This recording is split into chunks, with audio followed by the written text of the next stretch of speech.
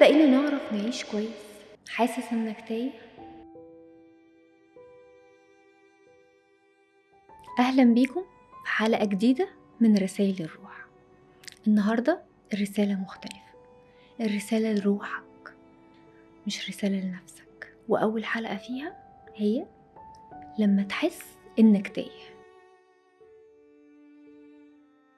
بقينا نعرف نتصرف كويس قوي، نرد كويس قوي، ونضحك كويس قوي، ونلبس كويس، بس هل بقينا نعرف نعيش كويس؟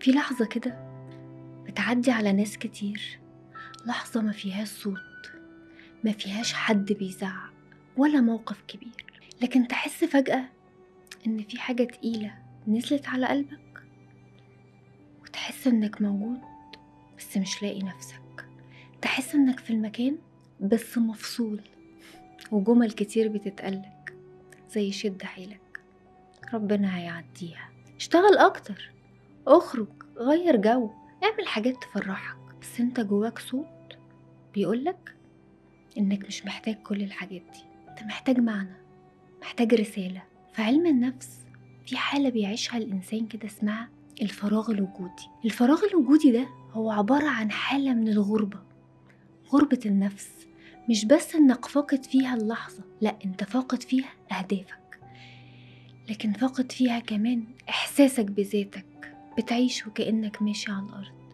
بس مش لامسها، بتتكلم مع الناس بس مش سامع صوتك، بتضحك بس جواك شخص واقف في آخر القاع وبيسأل احنا بنعمل كده ليه؟ دكتور فيكتور فرانكل وهو عالم نفس شهير قال جملة شهيرة قوي: من يملك سببا للعيش يمكنه تحمل أي شيء. وانت تقدر تجاوب على السؤال ده، أنا عايش ليه؟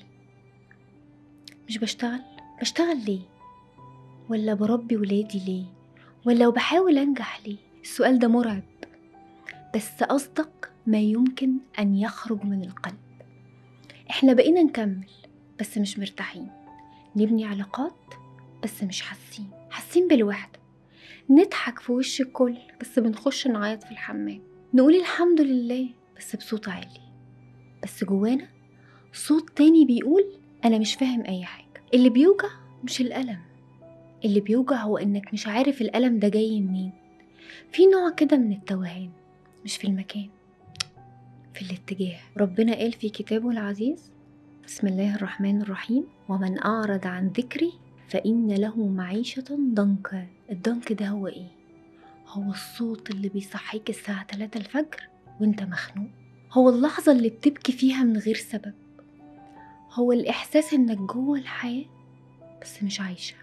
ولما نبعد بنتبعتر، بننجز أكتر بس بنتعب أكتر، ونفرح أكتر بس بنرتبك أكتر، لأننا بنتحرك من غير جذور. ممكن تبقى ناجح، محبوب، وسيم، عندك كل حاجة بس تايه. ممكن تبقي متجوزة وعندك أولاد وحياتك شكلها حلو قوي من بره، بس مش حاسة إنك جوه نفسك.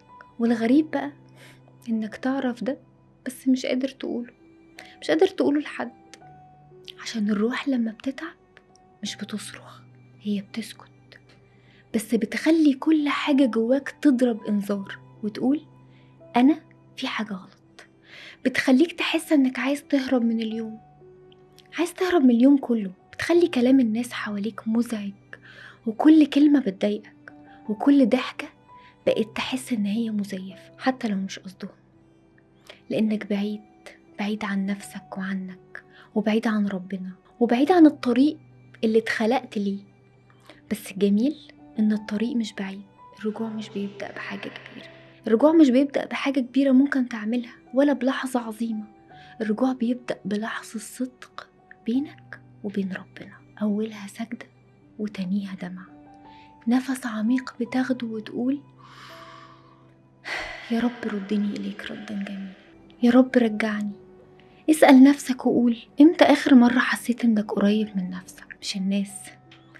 ودي كانت أول حلقة من رسائل الروح، ولو وصلك الكلام حتى بجملة فأنت مش لوحدك، في غيرك حاسس، وفي فوقنا رب شايف وبيحن وبيستنى اللحظة اللي نرجع له فيها. حتى لو همست وقلت لربنا أنا تايه يا رب.